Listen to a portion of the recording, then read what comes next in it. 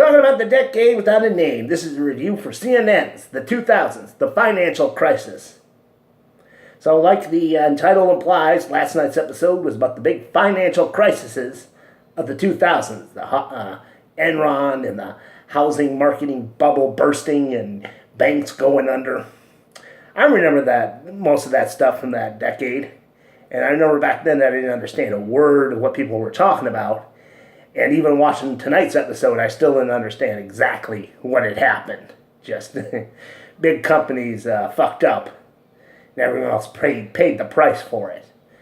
I remember Enron, they'd always show its headquarters building, and they'd have a big, I think it was either an E or it was a big N as the logo, and it would be spinning around, and that was in Houston, and I was at Fort Hood, Texas at the time, and I had this sort of half-baked scheme that I was going to go and steal it.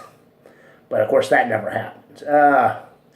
Of course the other big thing was, them bailing out the banks, how popular that was, but this episode, they they were in favor of it. I just, I watch it, and they're very sympathetic. They're like, they didn't want to do it, but they had to do it.